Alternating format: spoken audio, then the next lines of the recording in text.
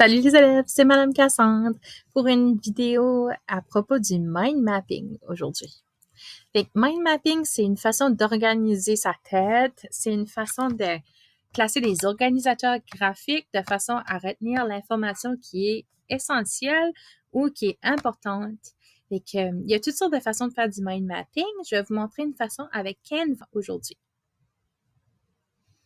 Le site Canva.com, tu peux te faire un compte gratuitement ou tu peux payer. Les enseignants aussi, tu peux te faire un compte. Les enseignants peuvent se faire un compte gratuitement avec les fonctionnalités pro, avec une preuve que tu fais partie d'un établissement d'enseignement. Et dans Canva, en haut, j'écrirai juste ici dans la barre de recherche Mind Map ou Mind Mapping, avec une carte d'esprit. Et puis, on a toutes sortes de modèles qui vont sortir. Fait que si tu as un peu un compte pro, puis tu as simplement un compte régulier, tu pourras aller voir ceux qui n'ont pas la couronne et partir de là. On va y aller avec un remis-ménage ici qui est gratuit. Personnaliser ce modèle. Fait que si tu faisais ça pour des étudiants, puis tu voulais imprimer une page avec un organisateur graphique, tu aurais juste besoin d'aller ici, enlever les mots, puis ensuite à l'envoyer à imprimer. Fait que tu pourrais totalement faire ça. Je vais l'agrandir un peu. Aller enlever les mots. Puis, on a déjà un bel organisateur graphique ici. Fait que tu vois, ça ne prendrait pas trop de temps. Puis, au lieu de devoir concevoir ma propre petite carte avec mes élèves, je pourrais aller m'imprimer un organisateur graphique.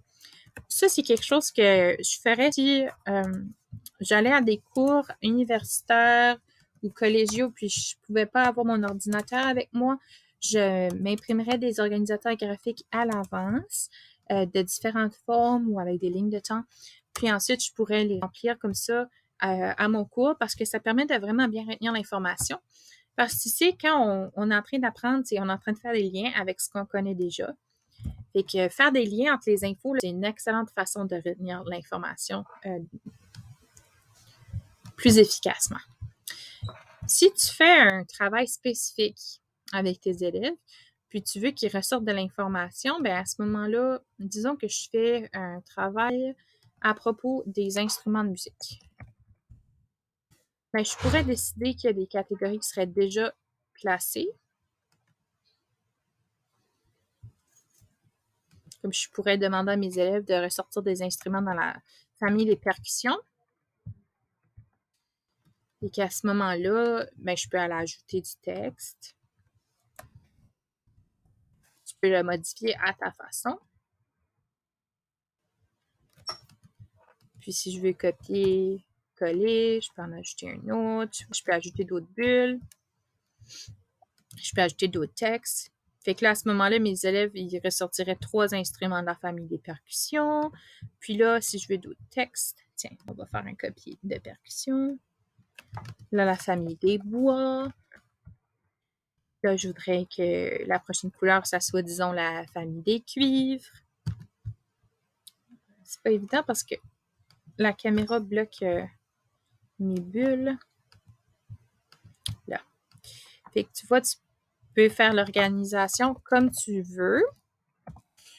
Et ensuite, les élèves peuvent aller remplir les cases selon ce que tu as placé. Ou tu peux placer rien du tout, puis laisser les élèves essayer de trouver les catégories, de classifier qu'est-ce qui se passe. Fait que je vais vous en montrer quelques différents là, des organisateurs graphiques comme ça. Fait que moi, je l'utilise certainement dans le compte-rendu en 9e année, dans le résumé, pour la planification de projets, toutes sortes de différents projets, en fait. Je le verrai dans presque tous les cours au secondaire. Là, quand on fait une recherche, ça peut être intéressant d'aller utiliser un organisateur graphique parce que ça donne un aperçu global de ce que l'élève a planifié. Ça permet de placer par catégorie. Tu peux faire aussi comme ça. Fait que brainstorm, là, une tempête d'idées, un remue-ménage, c'est toute la même chose. Fait que ici, c'est différent, c'est cyclique, là, c'est que ça donne les promotions, ensuite les produits, puis là, les métriques, c'est séparé, target audience. Fait que tu vois ici, il y a des flèches qui amènent d'une idée à l'autre. Fait que ça peut être comme ça aussi. C'est pas obligé de partir d'une grande idée, puis après ça, d'aller en branche. Tu peux avoir une idée qui amène à une autre, qui amène à une autre, qui amène à une autre. Fait que ça, c'est une autre façon d'organiser les idées qui pourrait être intéressante avec Canva. Ce que je trouve vraiment cool avec ceci, c'est que c'est vraiment accessible pour commencer. Il y a toutes sortes de beaux sites d'organisation graphique, là, puis des logiciels en ligne, mais Canva, les élèves peuvent se faire un compte gratuitement.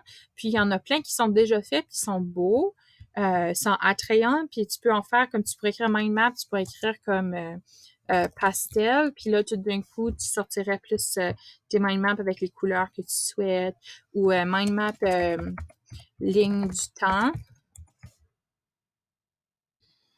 Fait que tu pourrais trouver à ce moment-là quelque chose qui te convient mieux, mais il y en a plusieurs dizaines de différents modèles. Et puis, ça peut permettre vraiment juste d'organiser les idées. Fait que comme je vous montrais, tu peux mettre des mots-clés en avance pour te permettre d'étudier ou de créer des documents pour tes élèves. Ou bien, tu peux imprimer une carte mentale comme ça qui est vide. Et puis, à ce moment-là, les gens vont aller trouver eux-mêmes des catégories puis remplir les bulles. Celui-là est comme beau. Regardez, c'est comme une île déserte. Et si vous voulez impressionner vos collègues ou faire du beau matériel pédagogique pour vos élèves, ou simplement étudier, puis avoir des belles couleurs, avoir des organisateurs graphiques qui vont rester en tête, qui vont vous permettre de mieux retenir l'information, je vous conseille d'aller essayer ça, les organisateurs graphiques Mind Map dans Canva. Puis tu peux te faire un compte gratuitement, c'est pas sponsorisé. Moi, j'ai eu un compte pro pour un bon bout parce que je l'utilise pour faire des designs de chandail dans Vendredi Dinosaure. Puis je l'utilise beaucoup aussi pour faire mes miniatures sur YouTube. Fait qu'un petit clin d'œil ici, là. Il y a tellement de choses qu'on peut faire sur Canva, là, mais miniature, YouTube, pour que tu aies le bon format, tu peux partir d'un modèle, puis ça va déjà être la bonne grandeur et tout. Fait que je vous suggère ça, les organisateurs graphiques. Juste pour donner un petit coup de main aux profs qui sont pas super technologiques, là. Quand tu as choisi ton modèle, puis tu l'as travaillé, puis tu l'as imprimé, là, disons, c'est ce qu'on travaillait, là, c'était Pastel Creative Brainstorm. Je l'aime bien, puis je veux l'imprimer. Disons, j'efface ce que je veux pas. J'écris test 1, 2, 2, collaboration, avantage, vérification.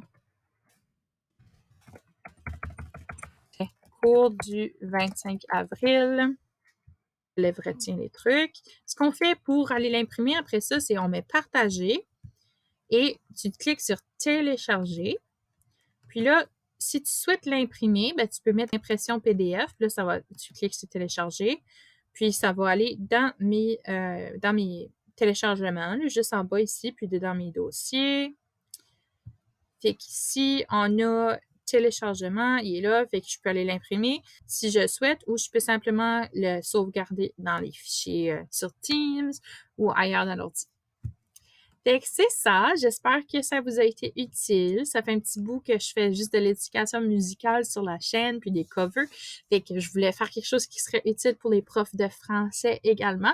Mais si t'es aux études ou si t'es à l'école, ben ça peut être super utile également pour retenir l'info, pour étudier pour les tests. Fait que je souhaite que vous avez découvert quelque chose qui va vous être utile puis que vous allez apprécier.